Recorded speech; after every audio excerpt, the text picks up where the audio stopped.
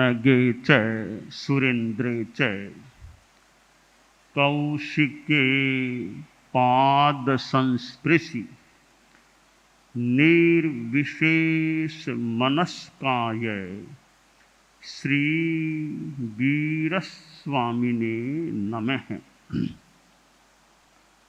भगवती सूत्र के 16वें शतक के प्रथम उद्देशक में कहा गया है,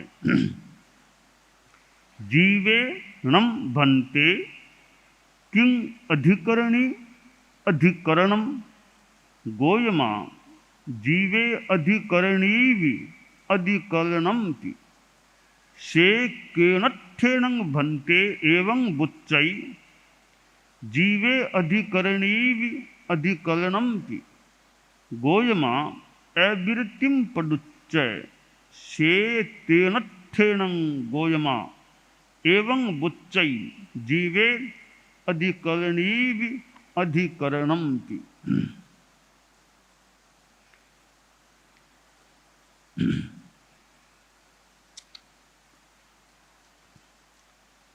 भगवती सूत्र में इस 16वें शतक के प्रथम उद्देशक में प्रश्न किया गया है कि भन्ते जीव अधिकरणी है अधिकरण है। उत्तर में कहा गया, गौतम जीव अधिकरणी भी होता है अधिकरण भी है। किस कारण से? अविरति की अपेक्षा है। एक शब्द है अधिकरण। अधिकरण का मतलब है जो दुर्गति में ले जाने वाली चीज है, जो दुर्गति में निमित्त बनती है, वह चीज अधिकरण है। जो जीव को दुर्गति में ले जाए वह अधिकरण है। उसमें शरीर भी निमित्त बन जाता है, इंद्रियां निमित्त बन जाती है, और भी शस्त्र प्रयोग, ये चीजें दुर्गति में जीव को ले जाने में कारण निमित्त बन सकती हैं। शरीर जीव के साथ है, वह अधिकरण भी बन सकता है। इंद्रियां अधिकरण भी बन सकती हैं। तो यह शरीर धर्म की साधना का साधन भी बन सकता है। दोनों विरोधी बातें हैं कि हमारा यह शरीर जो हमारी आत्मा के साथ है, यह दुर्गति का निमित्त भी बन सकता है। तो शरीर माध्यम खलु धर्म साधनम, यह शरीर धर्म का साधन भी बनता है।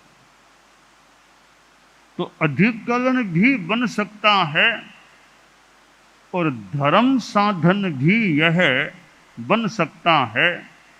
अब जीव पर निर्भर है, कर्मों पर निर्भर है कि इस शरीर को दुर्गति का साधन बनाया जाता है या धर्म का, मोक्ष का, सुगति का साधन बनाया जाता है।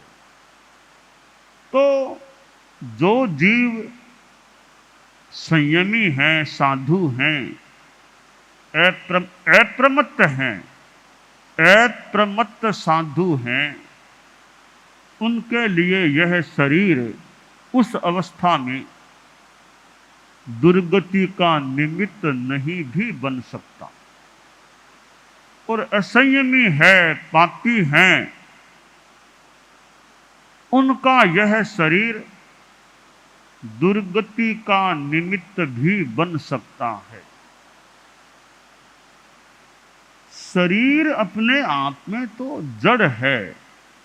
मूल जो तत्व है अधिकरण का वह है अविरति। तो जीव के साथ ये शरीर आदि हैं जिनसे असंयम फिर होता है, इसलिए जीव को अधिकरणी भी कहा जा सकता है। और अविरति और जीव तो एक ही है, एक में की है, तो जीव को अधिकरण भी कहा जा सकता है। यह अविरति एक ऐसा तत्व है जो अधिकरण बन जाता है। अविरति की अपेक्षा जीव को बाल भी कहा जाता है। अविरयिंग पडुच्च बाले, अविरति की अपेक्षा जीव बाल होता है। और विरयिंग पडुच्च पंडिये, विरति की अपेक्षा जीव पंडित भी कहलाता है। और विरया विरयिंग पडुच्च बाल पंडिये, विरति अविरति इन दोनों का मिश्रित रूप है, उसकी अपेक्षा जीव बाल पंडित कहलाता है। प्रथम 4 गुणस्थानों में अविरति होती है। 4 प्रथम गुणस्थानों में रहने वाले जीवों में अविरति होती है, इसलिए वे जीव बाल कहलाते हैं। वैसे बच्चे को बाल कहते हैं, मानो धर्म की दृष्टि से वे बच्चे ही हैं, अभी धर्म क्रम में इतना विकास नहीं है, तो वे बाल हैं। और जिनमें विरति आ गई, सर्व विरति को जिन्होंने आत्मसात कर लिया, वे मनुष्य पंडित कहलाते हैं।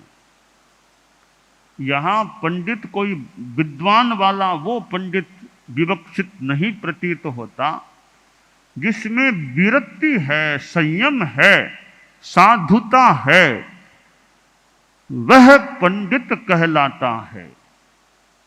जिसमें धर्म मोक्ष ये चीजें, इन चीजों से संबंधित साधना है, संयम है, वह पंडित कहलाता है। छठे गुणस्थान से लेकर 14वें गुणस्थान तक के गुणस्थानों में रहने वाला जीव पंडित हो जाता है। अब एक गुणस्थान बचा 5वां। पहले 4 गुणस्थानों में रहने वाले जीव तो बाल, छठे से 14वें गुणस्थान तक के गुणस्थानों में रहने वाले जीव पंडित, और एक जो अवशेष रहा 5म गुणस्थान, 5वें गुणस्थान में रहने वाला जीव बाल पंडित कहलाता है। तो बाल पंडित और बाल पंडित दोनों साथ में, बाल पंडित यानी मिश्र हो गया बाल पंडित रूप में। वह श्रवणोपासक, श्रावक या देश विरत, जिसे श्रावक भी उस अवस्था में हो तो उस रूप का श्रावक भी कहा जा सकता है, वह बाल पंडित होता है। यहाँ भगवती सूत्र में अधिकरण और अधिकरणी की बात बताई गई है। तो अविरति की अपेक्षा जीव अधिकरण भी होता है और अधिकरणी भी होता है। अव्रत, अविरति कह दें, अव्रत कह दें, चतुर्थ गुणस्थान में सम्यक्त्व तो है, परंतु व्रत नहीं होने से वह भी बाल है, अविरत जीव है, विरति नहीं है। दूसरा आश्रव अव्रत आश्रव है। उस अव्रत आश्रव को रोकने का तरीका है सावध्य योग का प्रत्याख्यान करना। साधु के सर्व सावध्य योग का त्याग होता है, तो उसका प्रभाव अव्रत आश्रव पर पड़ता है और अव्रत आश्रव निरुद्ध हो जाता है व्रत संवर निष्पन्न होता है। त्याग तो किया अशुभ योग का और निष्पन्न हुआ है व्रत संवर। कहीं कहीं ये पॉइंट दबाव तो कई असर उसका शरीर में कहाँ हो जाता है। एक्यूप्रेशर की जो चिकित्सा प्रक्रिया है कि दबाया तो यहाँ से है, असर कहाँ शरीर पर उसका हो जाता है। तो दबाया तो अशुभ योग आश्रव को त्याग, अशुभ योग का त्याग किया, निष्पन्न हो गया व्रत संवर। तो एक्यूप्रेशर की प्रक्रिया से हम इस बात को यूं समझ सकते हैं कि किसका प्रभाव कहाँ होता है। तो यह अव्रत आश्रव को रोकने का तरीका एक है, वह है अशुभ योग का त्याग कर देना। यह एक तरीका है अव्रत आश्रव को रोकने का। साधु के तो व्रत संवर पूर्ण रूपेण होता है। गृहस्थ है जो छठे गुणस्थान से नीचे है, पूर्ण रूपेण व्रत संवर नहीं होता। सम्यक्त्व है और साथ में फिर त्याग भी है। जितना जितना अशुभ योग का त्याग है उतना उतना वो देशतः व्रत संवर गृहस्थ के यानी पंचम गुणस्थान वर्ती जीव के निष्पन्न हो सकता है, होता है। तो यह अधिकरण और अधिकरणी, जीव अधिकरण भी है अधिकरणी भी है। इस अधिकरण को खत्म करने के लिए त्याग जितना किया जाए, अशुभ योग से बचा जाए, तो उतना उतना मानव जीव को अधिकरण अधिकरणी बनने से बचाया जा सकता है। गृहस्थ त्याग करता रहे, जैसे 14 नियम चितालने की बात है कि रोज का रोज त्याग करो, वह भी अव्रत को एक कम करने का उपाय है। 12 व्रतों को स्वीकार करना अव्रत को कम करने का एक उपाय है। सुमंगल साधना को स्वीकार करना उस अव्रत को, अविरति को कम करने का और कम करने का एक उपाय हो जाता है। वैसे दिन में भी गृहस्थ है कि खाना खा लिया, अब 3 घंटा का त्याग कर दें, पानी के सिवाय कुछ नहीं खाना पीना, तो वह भी एक मानो व्रत, अव्रत को कम करने का उपाय हो जाता है। इसलिए कि भी खाना खा लिया, अब जरूरत नहीं है तो जरूरत पड़ेगी तो पड़ेगी, कोई बात नहीं, त्याग कर दो। तो 24 घंटों में 2-3 घंटे तो खुले रहते हैं मान लो, बाकी सबके त्याग, खाना पीना का त्याग, त्याग त्याग, पानी के सिवाय त्याग, जितना त्याग करें उतना अच्छा है। तो भगवती सूत्र में जीव को अधिकरण और अधिकरणी बताया गया है। शास्त्रकार ने कहा अविरतिम पदुच्चय, अविरति की अपेक्षा जीव को अधिकरण और अधिकरणी दोनों कहा गया है। तो यह अविरति को कम करने की बात है, भीतर की आशा वांछा लालसा न रहे। कोई यह भी मान लो खुश कह दे कि भाई मैं ये काम करता तो हूँ नहीं, फिर त्याग करने का क्या मतलब है, क्या अपेक्षा है। यह भी एक बात वैसे तो कही जा सकती है, परंतु त्याग होने से एक कई बार बड़ा अंतर भी आ सकता है कि जैसे किसी के सचित्त पानी पीने का त्याग है। अब सचित्त पानी पीने का त्याग है तो दुनिया भर का जितना भी सचित्त पानी है तो उसका उपयोग वह पीने में नहीं कर पाएगा। सचित्त पानी पीने का त्याग है।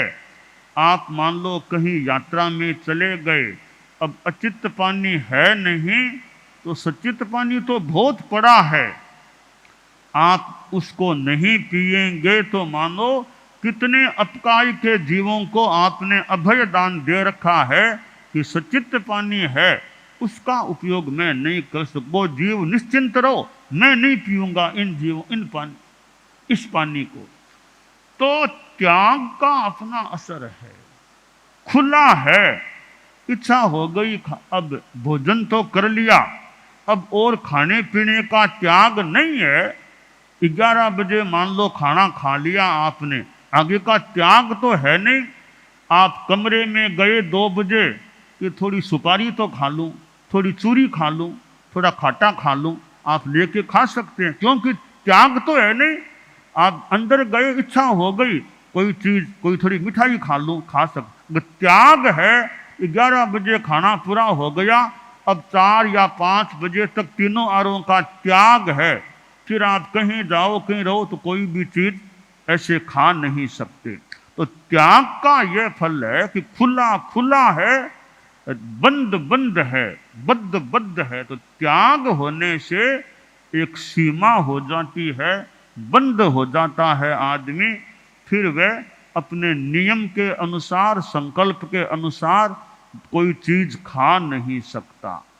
और खुद के दिमाग में भी वो भाव, अभी मेरे त्याग है, मुझे नहीं खाना नहीं खाना, यह भीतर का जो भाव बनता है वो मानो अमृत के विलय का द्योतक है, उतनी मात्रा में अमृत के नाश का द्योतक है कि मुझे त्याग है, मेरे त्याग है।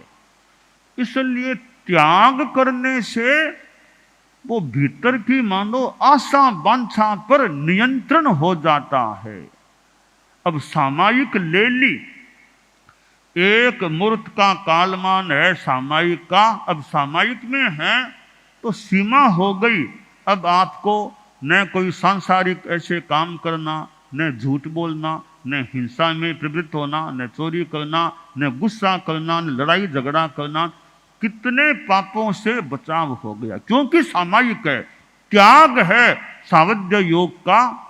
इसलिए उससे पाप की प्रवृत्ति से इतना बचाव हो गया। अगर सामायिक न होती, मान लो आप यहाँ बैठे हैं, आपके सामायिक नहीं है और आपके लड़के का फोन आ गया कि पिताजी आ जाओ, कोई ग्राहक आए हैं, कुछ व्यावसायिक बात करनी है, आप आ जाओ, एक बार कोई निर्णय करना है व्यवसाय संबंधी, आपके सामायिक नहीं है, तो आप सोच सकेंगे कोई बात नहीं, फोन आ गया, चलें चलें दुकान चलें, आप यहाँ से उठ करके दुकान भी जा सकते हैं।